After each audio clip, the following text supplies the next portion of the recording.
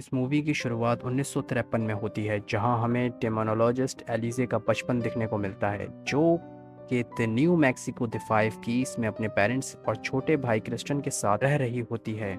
ये घर federal penitentiary के सामने था, जहां आसपास रोज कहीं कैदी कत्ल किए जाते थे। एलिजे को बचपन से ही कहीं आत्माएं दिखती थीं और उसके फादर को इन बातों में बिल्कुल भरोसा नहीं था।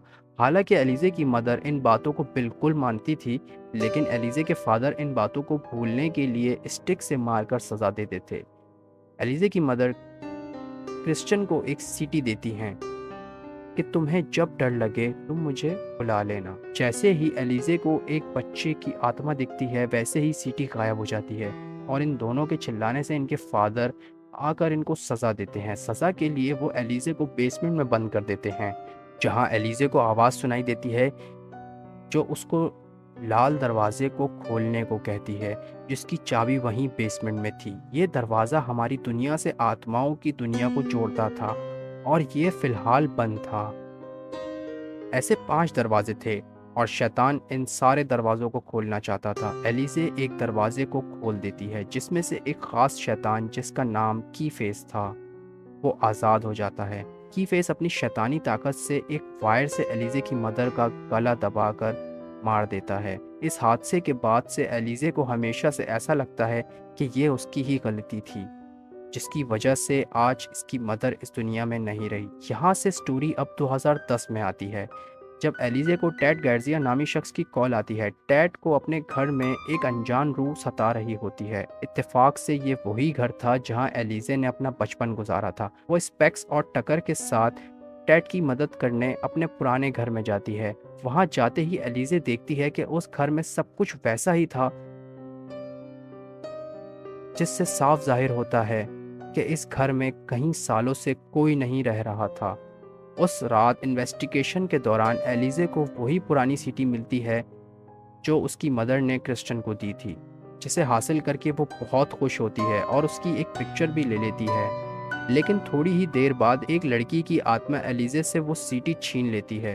स्पेक्स और टकर एलिजे के कपड़ों पे लगे कैमरे की मदद से उस लड़की की आत्मा को साफ साफ देख पाते हैं। इन हादसों के बाद इन्वेस्टिगेशन को वहीं रोक दिया जाता है और कहानी फिर से फ्लैशबैक में आ जाती है, जब एलिजे इसी घर में रह रही थी और वो 16 साल की थी।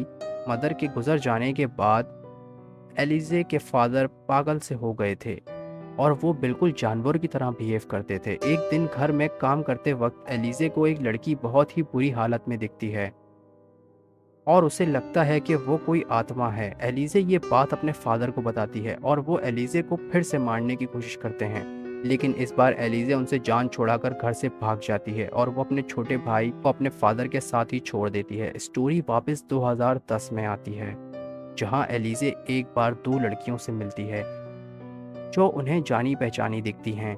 इनका नाम मेलिसा और इमोजीन था। ये दोनों लड़कियां एलिजे के छोटे भाई क्रिस्टियन की बेटियां थीं। एलिजे अपने भाई से भी मिलती है, जो उससे बहुत नाराज था क्योंकि बचपन में एलिजे उसे छोड़कर भाग गई थी।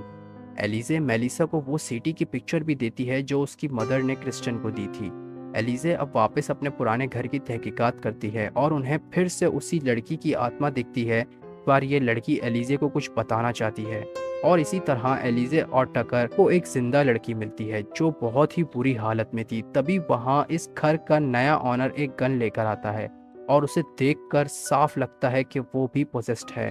वो इन सभी को बेसमेंट में बंद कर देता है, लेकिन स्पेक्स टेड को मारकर एलिजे और टकर के साथ उस अनजान लड़की को बचा लेता है।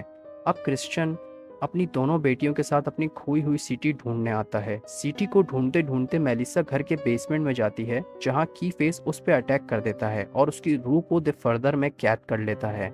ऐसा करने से मेलिसा की बॉडी कोमे में चली जाती है। एलिजे के पास मेलिसा को बचाने के लिए वक्त बहुत ही कम था। इस हादसे के बाद एलिजे को इस घर में कई लड़कियों का सामान मिलता है। एलिजे को कहीं सूटकेस, लड़कियों की खोपड़ी और उनके कपड़े मिलते हैं। इससे साफ साबित होता है कि कई सालों पहले एलिजे के फादर ने उस घर में कई लड़कियों को बेसमेंट में कैद करके रखा होगा।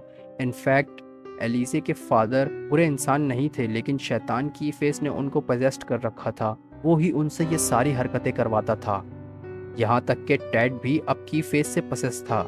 इस घर में रहने वाले हर एक मर्द को की फेस पजेस्ट करता था और उनसे लड़कियों को कैद करवाकर उनकी रूहों को द फर्दर में ले जाता था। इन्हीं तहकीकात के दौरान एलिजे एक सूटकेस को खोलती है जिसके अंदर से की फेस बाहर आता है और वो एलिजे की रूह को भी द फर्दर में कैद कर लेता है। इस हादसे से स्पेक्स और टकर काफ़ी घबरा जाते हैं, लेकिन इमोजीन उन्हें बताती है कि वो भी उनकी दुनिया द फर्दर में जा सकती है। द फर्दर में एलिजे अपने फादर को देखती है और वो उन्हें स्टिक से उसी तरह मारने लगती है जैसे उसके फादर उसे मारा करते थे।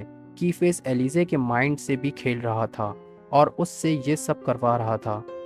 जितने ज़्यादा लोग दूसरे से नफरत करेंगे, कीफेस उतना ही पावरफुल होता जाएगा। कीफेस लोगों के डर और नफरत पे जीता था।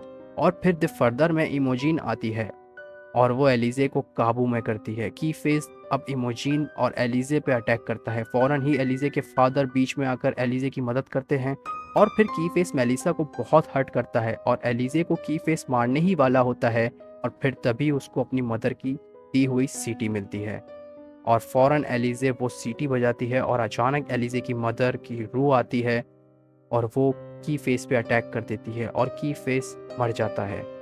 सब वापस आ जाते हैं। रियल वर्ल्ड में वापस आने से पहले एलिजे एक दरवाजे को खोलती है जहां उन्हें डेल्टन दिखता है जो इंसीडियस चैप्टर 1 में द फर्दर में फंस गया था। डेल्टन अपने एटिक में होता है और एलिजे के दरवाजे खोलने की वजह से ही डेल्टन द फर्दर में जा सका था और वहां जाकर फंस गया था। रियल वर्ल्ड में अब सब कुछ ठीक हो चुका था, लेकिन डेल्टन की रूह द फर्दर में फंस चुकी थी। उस रात एलिजे को ख्वाब में डेल्टन द फर्दर में दिखता है और जब उसकी नींद खुलती है तो उन्हें लैम्बर्ग फैमिली से कॉल आता है कि उनका बेटा कोमा में है और शायद उस पे किसी शैतानी रूह का साया है। और यहीं पे ख़त्म होती है इंसीडियस चैप्टर 4 और ये कहानी यहीं से इंसीडियस चैप्टर 1 से कंटिन्यू होती है।